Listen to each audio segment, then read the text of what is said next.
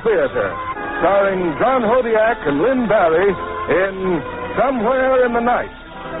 Ladies and gentlemen, your producer, Mr. William Keighley.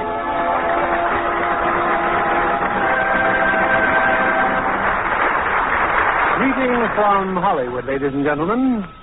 Among the many aftermaths of war, one of the most haunting is the strange affliction of amnesia, which, as you know, is the total or partial loss of memory through shock or injury. Long after battle wounds have healed, men live on in a strange and lonely world, helpless, frightened, and bewildered, obsessed with only one idea, to recover their identity. Such is the keynote of our play tonight, from 20th Century Fox's Somewhere in the Night. The story of a man who gropes for his identity, his right to live and love without fear through a welter of incriminating clues. And the stars who bring you this unusual, exciting drama are John Hodiak, playing his original screen role, and talented Lynn Bari. On to our play, Act One of Somewhere in the Night, starring John Hodiak as George Taylor and Lynn Bari as Christy Smith.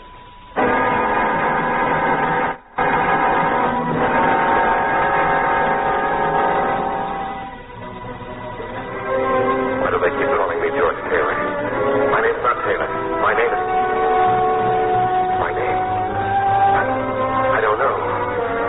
I don't know who I am.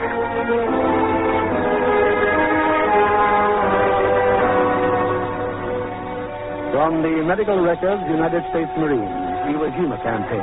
Name, George Taylor, rank private first class.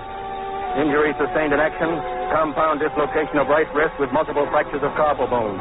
Compound comminuted fractures of right mandible. Patient removed from medical aid station to Naval Hospital, Pearl Harbor. Patient unable to speak or write due to nature of injuries. Chances of full recovery, excellent.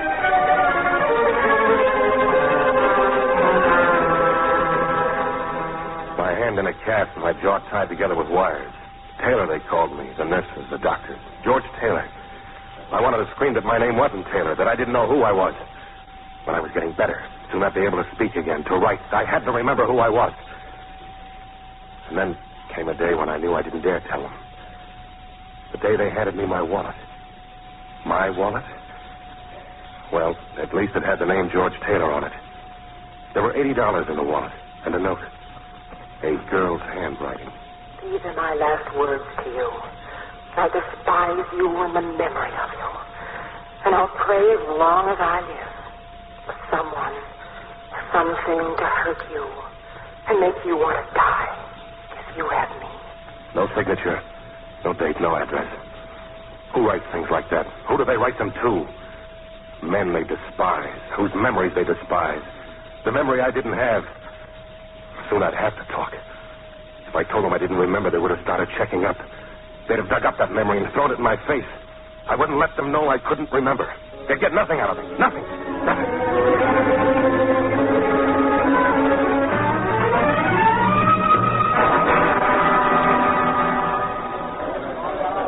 Well, that's the works, Taylor. From now on, you're a civilian. All your papers show you spent some time in the hospital.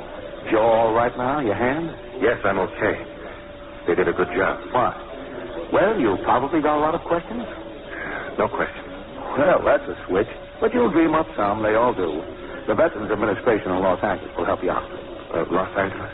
Yes, that's where you're going, isn't it? Or has there been a change in your civilian address? No change. Say, I almost forgot. I got a surprise. Your sea bag. It's finally been located. It may be a while before it gets here. I'll have one of the boys drop it off. Well, maybe I'd better pick it up myself. Why wait around? We'll have it delivered. Now, let's see. George Taylor, Martin Hotel, Los Angeles. You'll be going back there, won't you? Martin Hotel. Yeah. Well, good luck, Taylor. Thank you, Sergeant.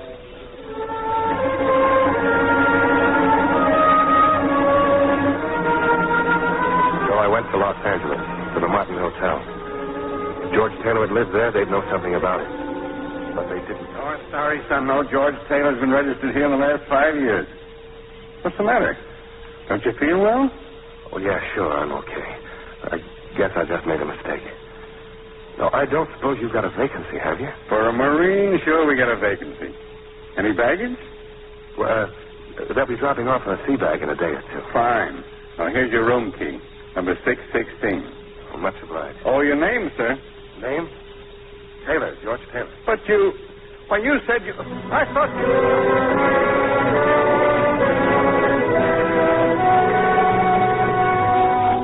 My sea bag arrived the next morning.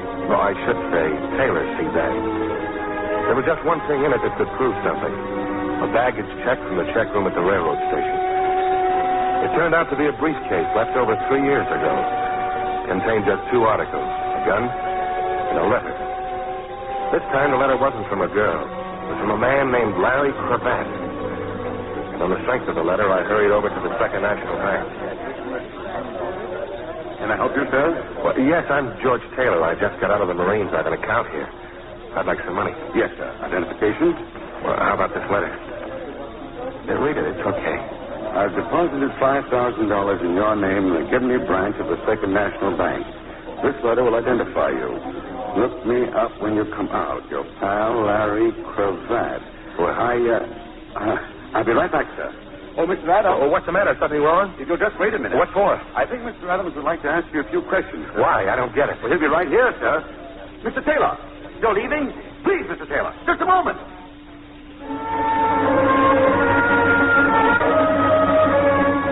They could ask all the questions they wanted, but not of me. Not until I had some better answers. The letter Cravat had written was on the stationery of the Elite Baths. It was my next stop, the Elite Baths. How would we know a guy named Larry Cravat? This place is a Turkish bath. But he wrote this letter on your stationery. Maybe he worked here. Sorry. I never heard of no Larry Cravat. Well, look, just in case he should come in, tell him to get in touch with me, will you? It's very important. George Taylor at the Martin Hotel. Maybe you want to try around the corner. What's around the corner? Out of a nightclub. It's called the Cellar. Maybe I'll ask there about your pal. Well, thanks, I will.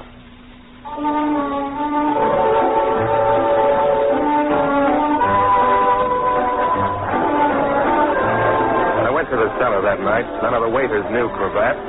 Then I tried the bartender. He said he'd ask. There were 2 men at the end of the bar. I saw the bartender whispering to them. I didn't like their looks, so I started to leave. One of them cut me off. I crossed the dance floor, gained a little time, and ducked down a hallway into a dressing room. You forgot to knock, didn't you? Well, I can explain if you'll let me. Out. In a minute. You want me to start yelling? Don't, please. I'd have to stop you. I bet you'd try it that. Look, who owns this place? You barged into my dressing room to ask me that. I said who owns it? This and a half a dozen other spots around town are owned by a very nice guy named Mel Phillips. A lot of people on the payroll? Of course. Busboys, waiters, cooks, even alleged torch singers like me. The characters that sit around the bar waiting for me. Is that supposed to make sense? Don't open that door. Sorry, but I have to. In 2 minutes, the bouncer will be here with no sense of humor, and he's a foot bigger than you in all directions. There was a window next to a dressing table. As I started for it, I saw something on the table. A postcard. On one side was a girl's photograph. On the other side, a message. It was a message that made me put the card in my pocket.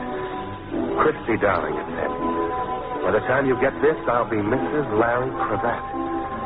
That'd make nice thinking back in my hotel room.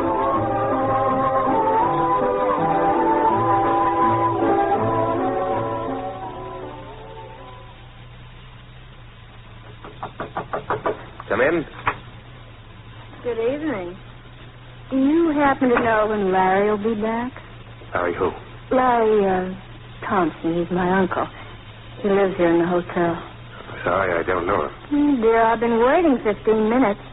I saw you get off the elevator, So you thought you'd drop in and be sociable.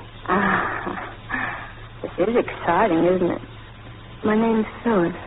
Phyllis what? Phyllis. I see. Daughter of a rich, high-class family. Wouldn't want it known she waits around crummy hotel rooms for her uncle. Well, that's putting it a little crudely. I'll put it very crudely. You haven't been waiting around for anybody but me. Well, that's the point, aren't you? You want to know where Larry is? Yes. Except there isn't any Larry. It's just a name you made up to start me talking. About what? Oh, just this and that. I just thought that you ought to know about me, and I ought to know about you. You'll have to wait till I answer the phone. Hello? Mr. Taylor? That's right. It's the barkeeper that's selling. Got that information you wanted about a certain party. Cravat? Yeah, if you come down here, I can answer some questions. What? You can answer one right now. Who told you where to reach me? Just come down here. But I never told you where I lived. Hello? Hung up? That's right. Sorry to run out on you, sister, but I gotta take.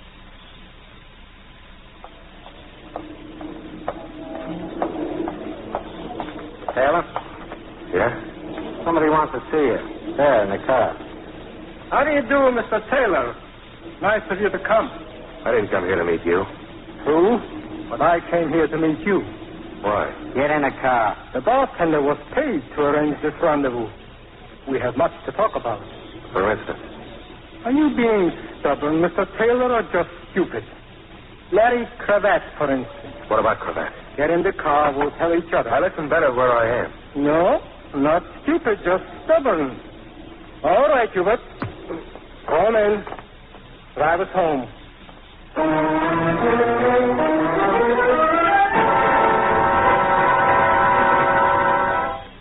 Mr. Taylor, I should hate to have Hubert continue his beating. For the last time, where is Larry Cravat? I told you, I don't know. I'm looking for him, too. He's my friend. Larry Cravat has no friends. You are to stop looking for him, understand? You are to stop looking for him. Take him out of here, Hubert. Dump him someplace. Yeah? Where? Well, what was his address on a postcard photograph in his pocket? Oh, yes, 723 Gramercy. Maybe Miss Christy Smith wants to see him.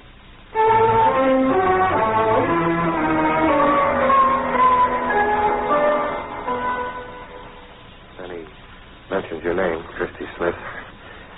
That's all I remember. I guess Hubert plugged me again. You feeling any better now, Mr. Taylor.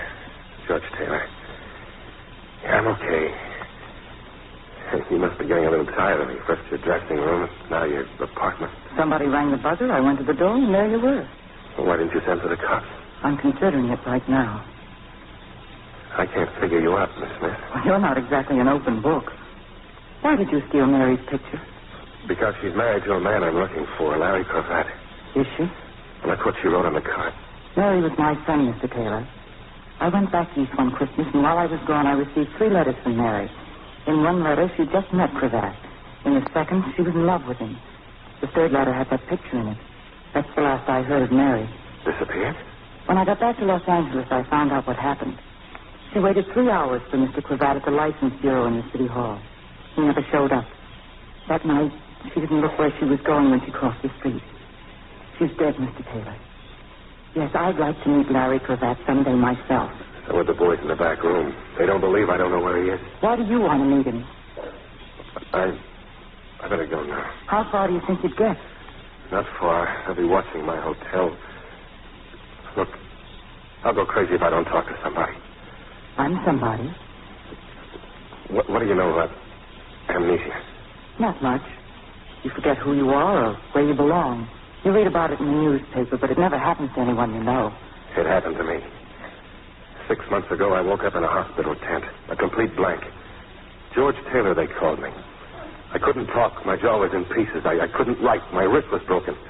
How could I find out who I was? I nearly went nuts. And then I found a wallet with a letter in it.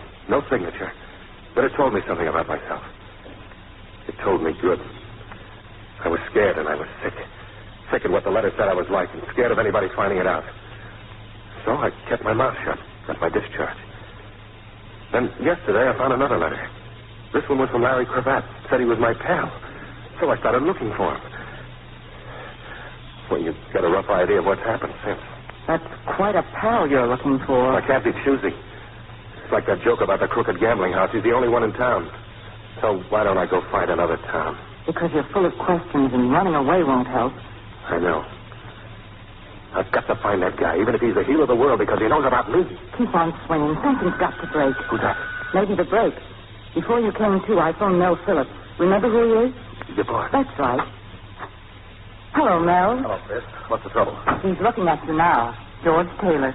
Hello, Taylor. He keeps falling through doors with me on the other side. I understand your trouble started in one of my places, Mr. Taylor. The cellar. Want to tell me what happened? It's all right. Forget it. But I'm sure Mel can help you. Maybe I can't. You can help me, Taylor. You see, Chris, the police called me just after you did. One of my bartenders was found dead in a vacant lot. Which bartender? John. The one I talked to? He must have been. He was on duty when he visited my dressing room. I asked him if he knew a man I was looking for. After that, he set up those 2 characters who chased me into your room. Who is the man you were looking for? The name's Larry Cravat. It's beginning to bore me. Cravat? Sure, I know the name, but I can't seem to place it. What does he do? I don't know. Why are you looking for him? I just want to find him. Private reasons, huh? Well, there are two of us looking for him. Maybe more. The police, maybe. Any reason why we can't ask the police? Yes, they might want to know who's asking and why. I've got a friend on the force, Lieutenant Kendall. He'd keep it off the records. Thanks, Chesterton. Do what you can, though, will you, Mel? You know I will, Chris. That's my boy. Look out. You'll have me believe in that. Well, good night, baby. So long, Mr. Taylor. Good luck. Thanks. See you at the club tomorrow night. Thanks for coming, Mel. Sorry you didn't learn more. I've got good ears anytime he feels like talking. Night. Well? He's a nice guy. That's the only kind I know. Except me. I'd better get going myself. You can't go. You can stay here if you want to. Here? My aunt lives upstairs. I can stay with her. Well, if there's any money or jewelry around, you better take it with you. I'm no good. Oh, I'll be sure to. Oh, it's no use. I'm licked, Christy. I can't play this alone anymore. I'm getting the jumps. I'll be hearing noises next. How soon can you get hold of Phillips again? I guess he's going straight home. A few minutes. Then phone him, will you? Tell him I'm ready to talk to that police lieutenant.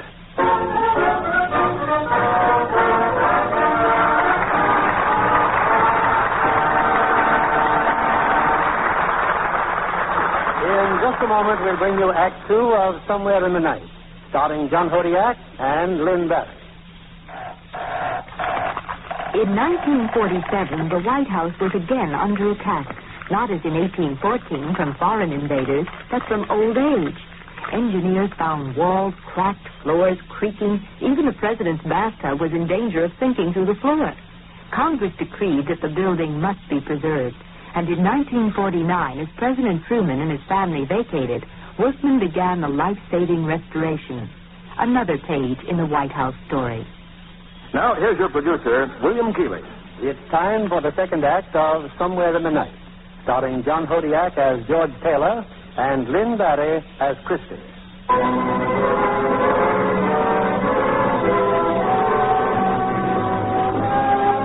I didn't see Lieutenant Kendall till noon the next day. We had lunch in Christie's apartment. Kendall, Mel Phillips, and I. Wouldn't do for Kendall to know me as George Taylor, so...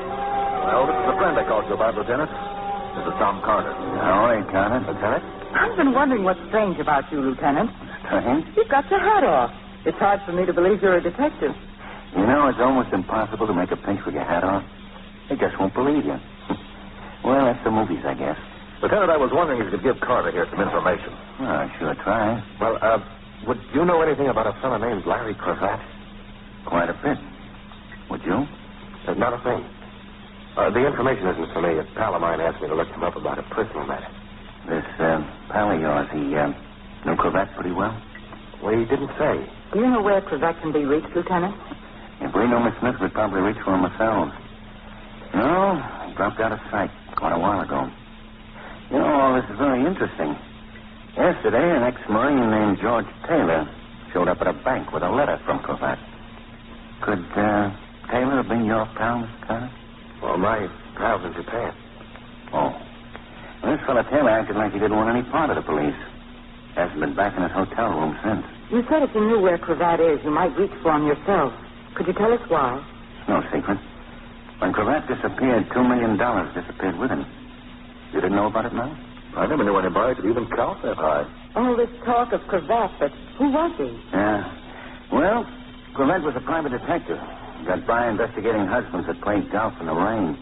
Wives who didn't come back from the public library till after midnight.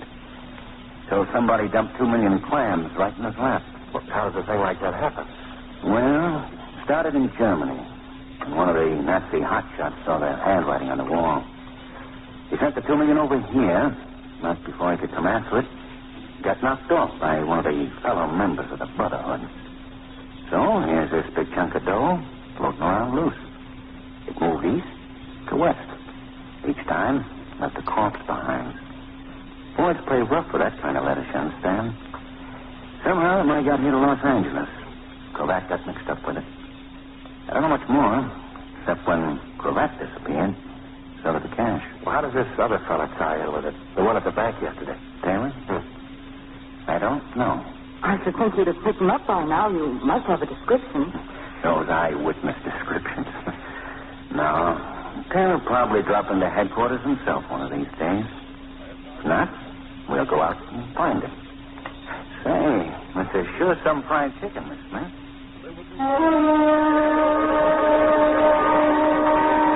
Yeah. Kendall enjoyed the fried chicken, all right, but not half as much as he enjoyed watching me squirm. It didn't take brains to know he was onto me. After Kendall left, Christie's boss Mel had an idea. You know, anybody that dug up Cravat would be digging up a couple of million with him. Well, I can have it. Maybe we can work something out. You wind up with Cravat, and I wind up with what I can get. And I wind up with a pair of nylons if I'm lucky. You name it, Chris. All or any part of what I've got. Now, how about telling me what happened last night? You might inquire about a character named Anselmo. Anselmo? A very polite man with a very wet face. He shut his eyes every time he would hit me. Suppose we run over to the cellar now. Maybe one of the hired hands would have a lead on him. Okay, Christy? Anything's better than washing dishes. I'm ready if you are. How about I take your car, too, Clear Side? Well. Well, what? Is that a ticket on your windshield? A ticket? After feeding a cop lunch? No, it's not a ticket. It's a note. LC, 4211 and a half North Summit, San Pedro. I don't get it. LC could stand for Larry Cravat. Isn't that a little childish for a detective leaving notes around like Easter eggs? What makes you so sure Kendall left it? Who else? Who else, Taylor? I've gotten beyond caring. But it means just one thing. I'm going to North Summit Street. I'll go with you. No, thanks. Things just don't happen like this, you know. It's too pat. Probably, but what do you want me to do? Look, just phone me. I'll be at the cellar at 6 o'clock. Here, car keys. Take my car. Well, thanks, Christy. You're not going to worry now. With 4 brand new tires? Certainly I'll worry. Tough guy. Okay, I'll call you.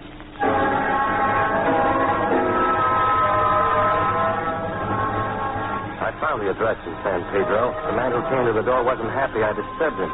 He got more unhappy when I tried to pump him about Cravat. He seemed ready to start swinging when she appeared. Phyllis, who'd been looking for Uncle Larry in a Martin hotel. What's he trying to sell you, sir? You wouldn't know, would you? You never seen him before, of course. I came here looking for Cravat. Cravat? Well, whoever he is, look someplace else. Yeah, look someplace else, see? Maybe your wife could suggest where. Why don't you try a fortune teller? Anyone in particular? No, cut it out. Maybe there is one in particular. Right next to Terminal Dock. Thanks. But if you can't find him, go to the dock and jump off.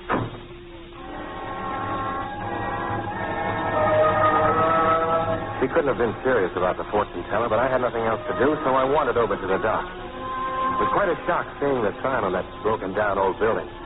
The Oracle, past, present, and future, told by the stars. One flight up. I got shock number 2 when the Oracle turned out to be Anselmo. I assure you, Mr. Taylor, I'm just as surprised to see you. Where's Hubert? He's close by. But you have my word he will not molest you. Except my word is worthless. What are you doing here? Phyllis sent me. Phyllis? Oh, yes. She used to be my assistant when I was doing seances. That beating last night, Mr. Taylor, I wish with all my heart I could take it back. You haven't got a heart. True, but I've got a brain. And it was stupid of me. I apologize. What can I buy here? Palm reading, horoscope? Let us use cards, Mr. Taylor, and place them face up on the table. Go ahead. Let me start by saying that I'm nothing more than a small-time chiseler. I say this bitterly because I do not wish to be small-time. Still, it's better than being honest, which I find intolerable. 3 years ago, I had a chance of a lifetime, Mr. Taylor. I had made a fantastic sum of money. $2 million. You have put one of your cards alongside of mine. Thank you. As my hands closed on it, the $2 million disappeared like that. And with it, Mr. Cravat. Yesterday, best friends revived. I entered the scene. I learned of you from a Turkish bath, from a nightclub. I approached you. You wouldn't say why you were looking for Cravat, not even where he was. I had to make you understand there was nothing I would not do to find him. I understood it the second time I passed out, but I can't help you, Anselmo. That I do not believe. You cannot be without some contact, some connection. And, supposing I could reach Cravat? Oh. What would the message be? The message would... Phyllis, darling. You look like a couple of witches. What cook? How thoughtful of you, Phyllis, to send Mr. Taylor to me. Oh, stop talking like Bela Lugosi. How did you know where to find me, Mr. Taylor? I got a note that said Larry Cravat was at 4211 and a half North Summit. From whom was the note? I don't know. Why would anybody want to tie me in with Cravat? I can think of someone with every reason in the world. Larry Cravat himself. I was about to give Mr. Taylor a message for him. Well, then you do know where he is. Why, you... I said listen! Tell Mr. Cravat $2 million is of no use to a man in the electric chair. Suppose he doesn't understand what you mean. He will. Mr. Cravat is wanted by the police for a murder, which was caught on that dock out there 3 years ago. The murdered man was a Mr. Steele. The police have evidence that Cravat and another man were on the dock that night. What other man? Never mind. But for a considerable amount of money, I will turn him over to the police. He will confess to the murder and Cravat will go free. Well, this other man... If he's reluctant to confess, the police will find a suicide in a signed confession. That might be better in any case. And why would Cravat go for a phony deal like that? Because it is to his advantage. Yours too. Why mine? Mr. Cravat deposited $5,000 to your bank account. Why? He was not a charitable man. More than likely he was paying you for your services rendered. What were those services, Mr. Taylor? Is it not possible that the gentleman with Cravat that night was you? Yeah. It's possible. I don't believe it was you. But the police may not agree. Mr. Taylor, does the name Conroy mean anything to you? Nothing. I wish I were really as psychic as I make out in my advertising. It would be most helpful to know when you are lying. Conroy, what about him? There is a man who might tell us much. Except he's an inmate of a sanitarium. The day after Mr. Steele's murder, Mr. Conroy had the misfortune to be hit by a truck. The shock left him without a mind.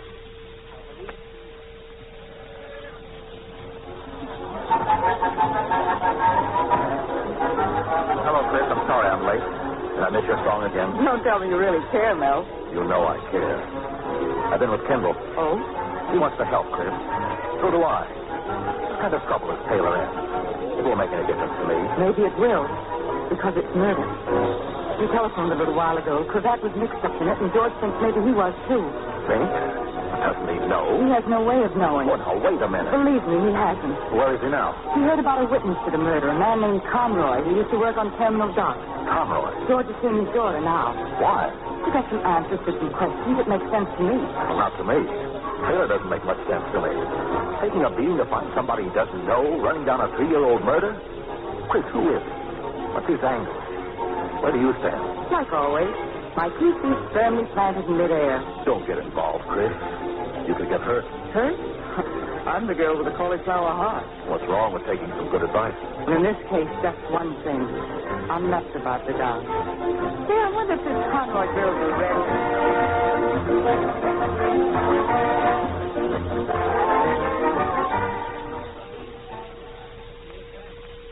So I came to inquire about your father, Miss Conroy. I would have called before, but I've been in the service overseas. He's better, thank you. The doctors keep telling me so. But it's been so long now. How long? Well, ever since his accident. Oh, I keep forgetting. You've been at war.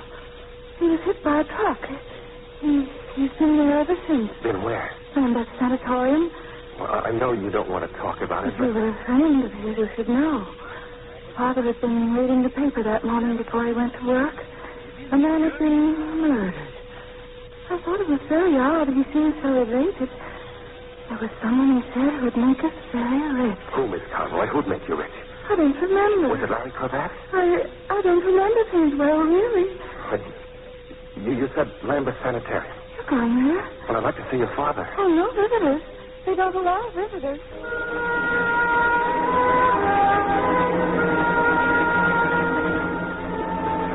Poor thing. Worried, lonely. As I walked from the house, I could feel her eyes staring at me. I turned and waved to her. And I stepped off the curb to get into the car.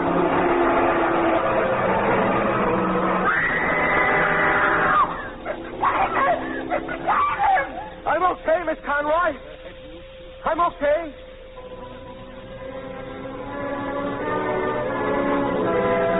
It was no coincidence. The truck had tried to run me down, and it would have if she hadn't screamed. I had had plenty to think about as I drove to land the sanitarium, wondering if the father would prove just half as helpful. How dare you wonder about the corridor of this sanatorium by yourself? Well, the door was open. That's not true, Doctor. He said he wanted to see 214. I distinctly told him that was impossible. How is it the door to this corridor was not locked, Miss Meyer? It was locked. Well, I had to leave the reception room for a moment. He must have used the buzzer on my desk that opened the door. But what about Conroy? Why can't he have visitors? Because his condition does not warrant it. Well, I'm his nephew. I've a right... You're not his nephew. If you knew Michael Conroy at all, you'd know that for the past 3 years he's been insane. Now get out of here. I waited outside the gate, wondering how to get back in. It was dark now. That would help, but not so dark that I couldn't see him. A man. A man who swung open an iron grill, barring a window on the ground floor. I caught a glimpse of his face as he ran past a lamp. He wore glasses. One more character in a maddening procession. But whoever he was, he'd left the iron grill open. A few minutes later, I was in Conroy's room. Conroy was on the floor, a knife in his back. That truck. I didn't see it. It came out of nowhere. Conroy, who did it? Who was just in here? Just hit me and kept on going. My back. It hurts. It hurts. That night on the dock, Conroy, a man was murdered. Yes. I saw it. Who did it? Was it Larry Cravat? The man was dead. And there was a suitcase. He dropped it. Who dropped it? One of the men who ran away. Larry Cravat? I hid it under the dock, up in the pilings. Nobody ever goes there. He'd have to pay me for it. I'd be rich. Which one was Cravat? The one with the suitcase? Did he do the shooting? Who are you? Or was I the man with the suitcase? Did I do the shooting? You? Elizabeth, my daughter. Conroy!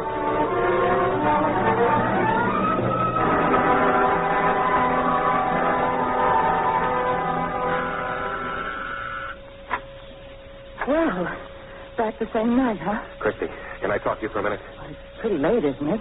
Come in. Your car's in the driveway. Thanks. I fixed some sandwiches. They're all dried out by now, but if you're hungry, You waited up for me. Well, I just thought that... Oh, sit down. Oh, it's no good, Chris. I've got to get out of town. Now, this minute? This minute. I found Conroy in a sanitarium. He'd been knifed. He died in my arms. On my way out, I had a little trouble with the doctor. I had to hit him. Why didn't you stay and tell the truth? With a dead man in my arms? But it was the truth, wasn't it? Why run away? Because I live by running away. Conroy couldn't tell you anything? Plenty. All about a suitcase hidden under Terminal Dock. What about Cravat? Well, there could have been a couple of other fellas. And it could have been you. Isn't that what you told me Anselmo said? Why don't you say it, too? That's what you're thinking? I don't know what I'm thinking. You were running away the night you ran into my life. A man was killed because you asked him some questions. You were beaten up. You wanted to run again. All you knew about yourself was the mysterious letter found in a wallet. Then you... Who's that? Better find out, hadn't I? Get in the next room. Whoever it is, I'll try to keep him in the doorway. Who is it? Lieutenant Kendall, Miss Smith. I came for George Taylor. Oh, well, you must be a little mixed up, Lieutenant. This is where I live. Look, Christine. Is Taylor here? They're both inside. He and Adolf Hitler. They'll promote you for this, Lieutenant. Yeah, that's a good one. But I gotta find him. Say, it looks like he killed a man tonight. A man named Conroy. Well, sure glad he isn't here. That way you'd be mixed up in it, you know? Yes, I know. Well, if you should see him, tell him I'll be down at the station for a couple of hours yet, eh? If I see him... Oh, one more thing. You ought to keep your car in the garage, Christy. Isn't good to leave it out all night like that. With the motor so hot. I was coming out when he stopped me by talking about you. He knows, George. He knows everything. 2 hours. That's not much time. Or is it? It's enough. Turn out the lights while I get my coat. Where are we going? To San Pedro. To look for a suitcase under Terminal Dock.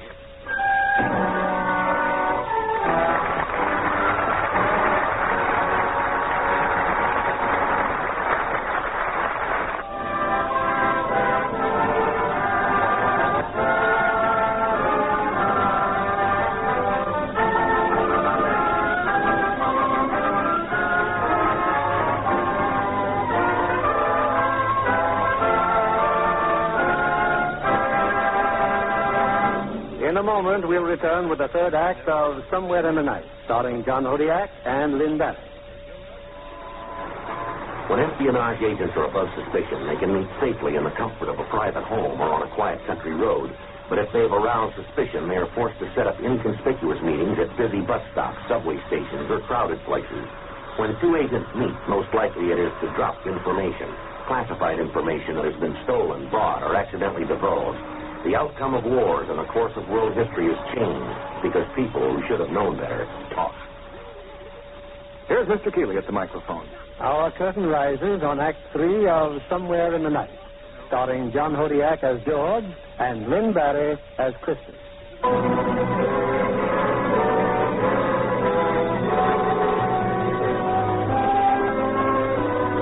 was black and lonely that night at Terminal Dock. Somewhere far off, there might have been a watchman down where the lights of a rescue mission were faintly glowing. There was no place to bring a girl. Not a girl you cared about. Well, we made our way under the piling, hoping our flashlights would hold out.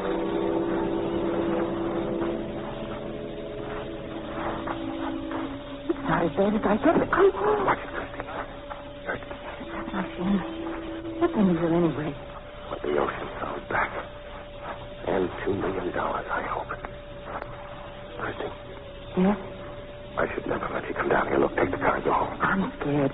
But I'd be more scared leaving you here by yourself. Be sensible. You don't know who I am. You don't know what I may have done. If it turns out that in your whole life you ever killed anything bigger than a horsefly, then I'm crazy. Now, how about finding that suitcase? Okay. If I were hiding a suitcase under here, I'd put it up as high as I could. But the key at all is bound to be in this area. These are the only pilings. Those others are concrete pillars. Yeah, any idea? Yes, I think we should stay very close together. Come back. What's that over there? No. That's just a beam. It isn't a beam. Look, it's a suitcase. It is, isn't it? There's something wedged up there, all right. Chris, that's it. It might not be the right suitcase, but it's a suitcase. Open it up. So someone's been at it. It's a flashlight. Rats, probably. There are some things I'd rather not know if you don't mind. $1,000 bills. And a man's suit. Bring your flashlight closer. I think. Yeah, there's a label on the coat. Tailored for Larry Cravat, Los Angeles, December 1942. And look at this other label. Made by W. George Taylor. W. George. George Taylor. What are you talking about? George Taylor. Meet Larry Cravat. Larry Cravat. Meet George Taylor. I don't have to try the suit on, Chris. It would fit. Don't you see? There's a murder. A man changes his clothes. He changes his name. He hides out. With a brand new war on, what better place for me to hide than in the service? This doesn't prove anything, you know. No? Let me close the suitcase. We're getting out of here.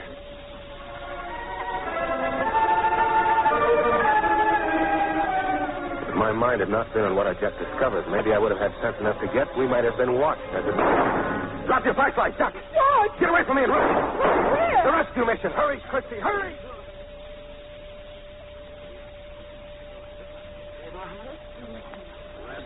Oh, that's no bag, is it? Whoever was shooting may follow us in here. I don't think so, but he may. I've still got the suitcase. Good evening. Oh, good evening. Is it all right if we stay here a while? Of course. Well, you see, we don't ask people why they come to the mission, my boy. There's some coffee back there if you care to have any. Who is he? Mission superintendent. You sure? No, I'm sure of nothing. Only of who I am. Larry Cravat. George, try to remember. Try. I'm Cravat. I had a tailor named George. I also remember a letter from a girl you knew, Mary. Mary wrote that letter to Larry Cravat. I didn't know him, but I know you. As far as I'm concerned, you're George Taylor. I killed a man on that dock 3 years ago. I don't know who he was, but I killed him, dropped this suitcase, and ran away. The other man could have killed him. There were two. Do you really think you could have ever killed anybody? I know about George Taylor, no. But I can't speak for Cravat. I can, and the answer is no. Suppose a man's memory is gone. His brain is the same. His sense of right and wrong is the same. You didn't think much of him. What poor Mary wrote, she wrote on the spur of the moment. She was miserable. She was... Well, 3 years of war can change a man, can't they? You're making a nice try, Chris, but they'll say I did it. They'll say you killed Conroy, too. Did you? No. Don't make me try anymore, Chris. I'm not up to it. We can't stay here much longer. Lieutenant Kendall won't mind waiting a while. Now, look. Everything that happened to you happened because someone thought you could lead him to Larry Cravat. Why?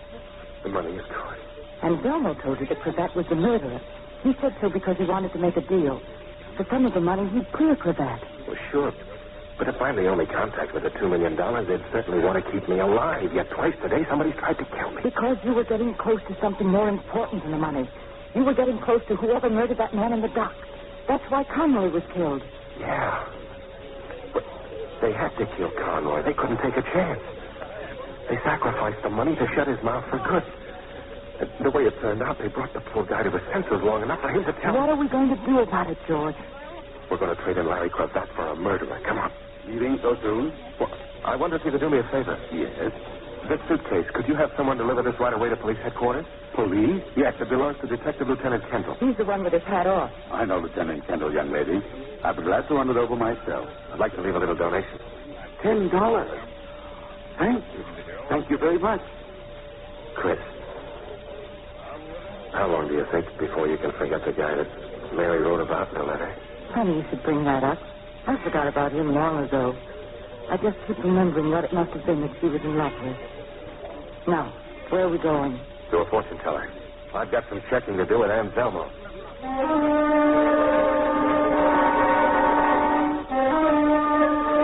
Phyllis and Hubert were with him when we reached Anselmo's. The Oracle was his customary pleasant self. The radio says you're wanted for murder, Mr. Taylor. That's not news. Pull up a check.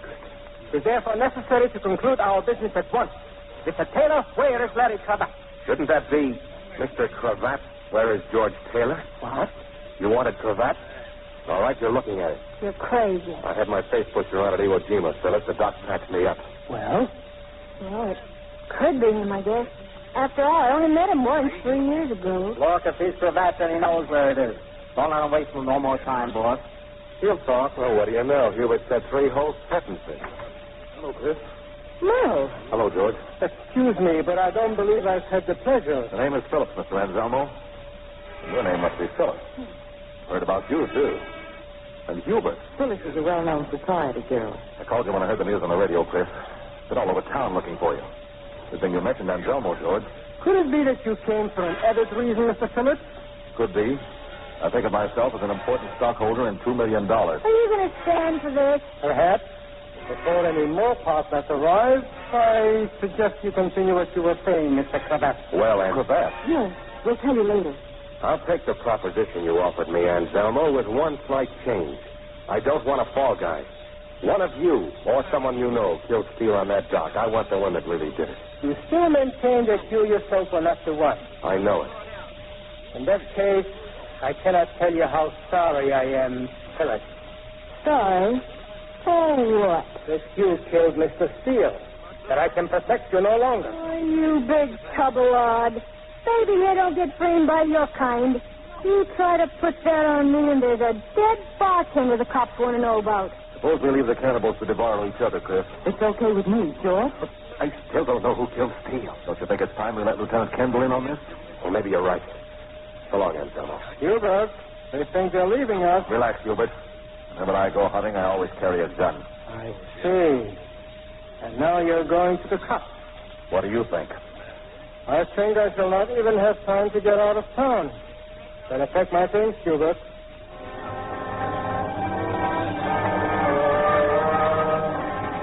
The cellar was on our way to police headquarters. Mel suggested we stop there for a drink. The place was closed that time of night, so Mel fixed us a highball himself. The only reason I own nightclubs is so that I can get a drink after hours. Well, so you're Cravat, are you, George? Yes. Excuse the frankness, but I think you've been acting like an idiot. The prize was walking to that setup at Anselmo's. With the chance you had to take. It wasn't chance, that was suicide.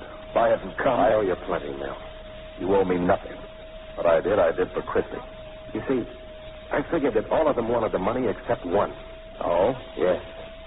Someone wants me dead even more than he wants $2 million. Why? Because if and when I get my memory back, I'll know who killed Steele. But I figured he'd make some move. Anselmo, Hubert, you're the fellow who killed Conroy in case he showed up, too. I figured he'd try to get me alone, even to get me out of there. Yes, he had to get you alone, didn't he? Away from the others so he wouldn't show his hand. So they wouldn't know that he... No. No, what do you... I always knew you were a smart girl, Chris. Take it easy, George. I've still got that gun. I'm sorry you're in this, Chris. You guessed right. She's not in it. You knew all along that George was Larry Cravat. No, not until tonight. I'd never met Cravat. Steele had come east to bring me the money. I'm in a good spot to slip big bills like that into circulation. We were to meet on the dock. Somehow Cravat got word of it. He met Steele, convinced him it was me, and got the cash. Steele was alone when I got there. I thought he double-crossed me. He thought I'd pulled a phony. Started to make trouble, and I killed him. Then I saw Cravat. I shot once and missed. I never saw him again. Conroy thought you tried to kill him with a truck. The same thing you tried with me tonight. Conroy doesn't worry me anymore. No, the little man with the glasses took care of that, didn't he? You send him after us tonight at the dock? I never knew you were under the dock. His orders were to get you wherever and whenever. I've thought about you a lot, Cravat. And the money you stole from me, you're going to be a poor man now. A dead man's a poor man. I got you into this, George. Little Miss know the right people. I had to call in this good, sweet character. Why didn't you stay out of it? I warned you, Christy. The same answer still goes. Yeah, I know. You're nuts about the guy. He's got no part of this, and you know it. It's too late. They're both in my way. Maybe it isn't too late. What about the money? We found it tonight under the dock. Every brand new $1,000 bill. I'll make a deal. Christie's right for $2 million. Sorry, no sale. Well, what could she do with a smart operator like you? Go to the police? It's her word against yours? It's no use, George, and I won't have... $2 million, Phyllis. $2 million. Where is it? I'll take you near it.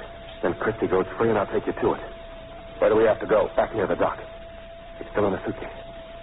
Come on, then. Let's go.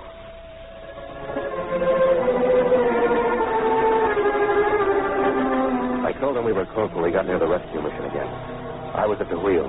He couldn't drive, not with a gun in his hand. I stopped the car, and we all got out. Mel took a look around. All right, I'll get back in the car. You've told me what I wanted to know. But you don't know where the money is. The mission, of course. What better place? Well, what about Christie? She's going to be poor, too, like you. You won't get the money. Not now, I won't. I'll be back for it later. Get in the car, both of you. Drive on the dock. Don't anybody move. It's Kendall. Stay where you are, Cravat. You too, Miss Smith. What's it look like, Knight? It's Phillips, all right, Lieutenant. He's still with us. Hey, keep those people back there. Come on, get back. Move fast. Move fast. Better call an ambulance. Yes? Okay, Cravat. Yes, you and Miss Smith can come along with me now.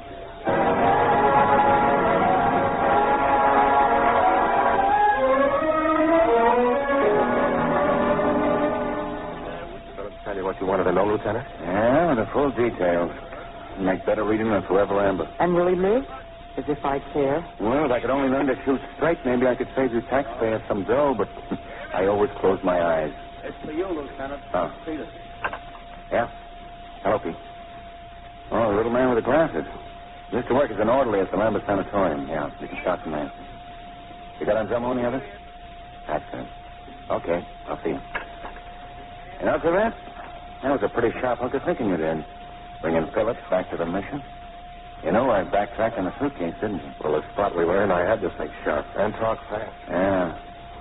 You must have been a pretty fair Chalmers, Cravat. Chalmers? Chalmers is a private detective. Yeah. Think you'll go back to it? No, thanks.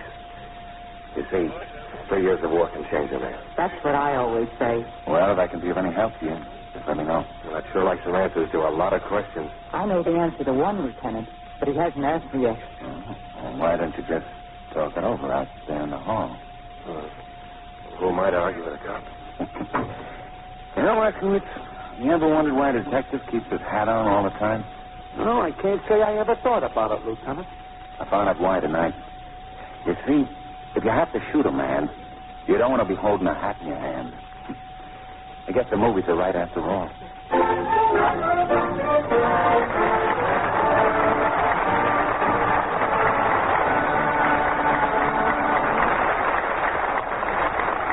In just a moment, our stars will be back for a curtain call. We hope you'll join us.